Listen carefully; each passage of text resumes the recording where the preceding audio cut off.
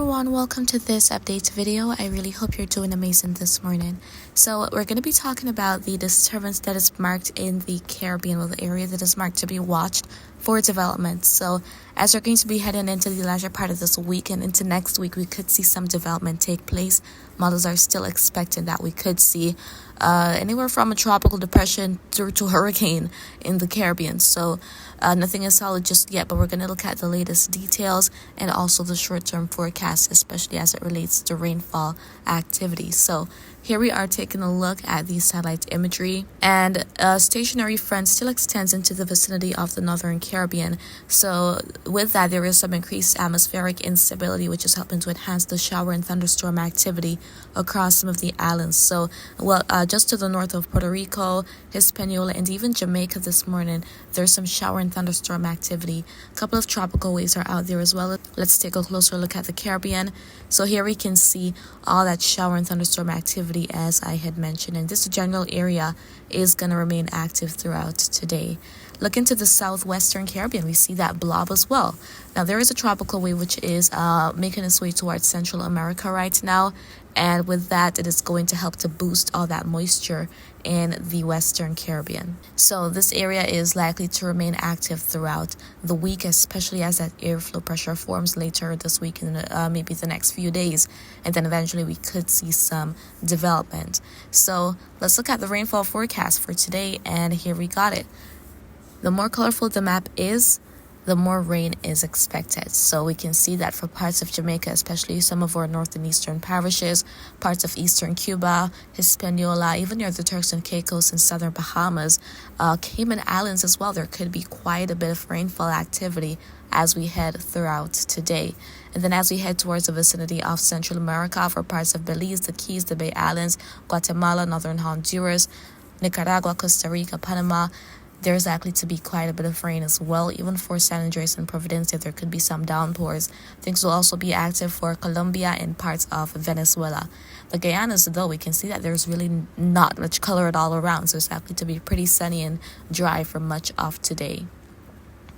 It'll be a similar thing for for much of Trinidad, but then as we head to the vicinity of Tobago, going to Grenada, the Grenadines, St. Vincent, Barbados, even for St. Lucia and Martinique as well, there could be some showers passing by.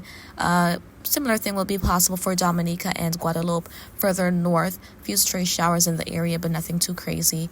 Could see some downpours in the Virgin Islands and Puerto Rico as well, and even for the ABC Islands. So that is what is expected today in terms of the rainfall activity. Again, for parts of the northern islands and even towards Central America, it will be pretty active.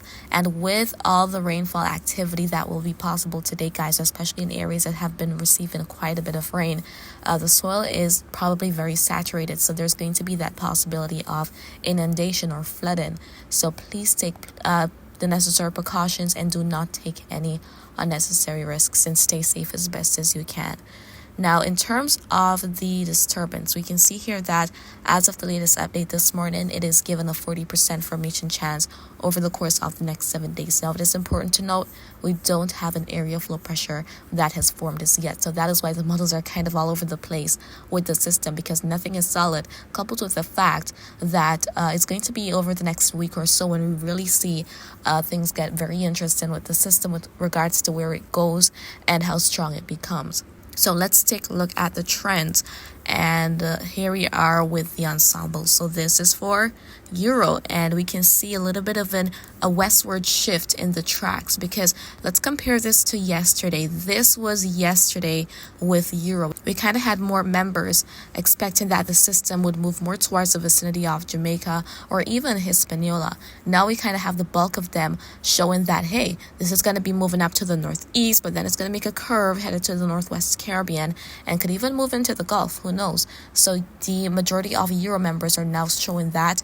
Mind you, it is pretty likely we'll see some changes as it relates to that, because again, we're talking about something some days out from now. So that is one of many possibilities on the table. Going on to the GFS members, we see a pretty decent spread. Some of these members taking the system into the Northwest Caribbean, towards Jamaica, towards Haiti, towards the Dominican Republic. So they're going pretty much all over the place. We have so many possibilities. There's so many places where this thing could go when it actually forms. So nothing is going to be solid just yet. And as it pertains to how strong it could be, that will all be dependent on how conducive the environmental conditions are. We know that the waters are very warm already, and that's one of the primary factors that influences tropical development, those very warm waters, lots of evaporation from the ocean surface. But how about conditions in the atmosphere? How about the upper level winds? Is there a lot of moisture? Well, certainly likely that there'll be a lot of moisture around, but in terms of those upper level winds, once they are conducive enough, then we could certainly see some strengthening take place. So those would be the ideal conditions in terms of seeing the system strengthening. And with all that heat energy stored in the Caribbean, it's not out of the picture that there could even be a hurricane. So I'm not going to say that that is impossible, but at the same time, nothing has formed just yet. We don't even have an area of low pressure to really talk about. So we're going to see a lot of variations in terms of the models for the next couple of days until that area of low pressure forms. Then there will be a more solid idea of what could happen with it. And the pressure systems to the north will also be influencing the track of the system. So as I had mentioned in yesterday's video, the areas that should be keeping watch on the system, and I will reiterate, so that is Hispaniola, Jamaica, the Cayman Islands, Cuba, the Bahamas, and Turks and Caicos. All those islands should be keeping watch. It doesn't mean that you'll be impacted, but it means there's a possibility of impacts. Nothing is guaranteed just yet, but that's why I'm here to keep you updated on a daily basis. So that is what I wanted to share with you in this update video. And again, if you encounter any floodwaters today, please stay safe. Do not take any unnecessary risks. And I really hope you found this update to be informative. However, if you have any questions, feel free to drop them in the comments. I'll get to you when I can. And remember to always be weatherwise.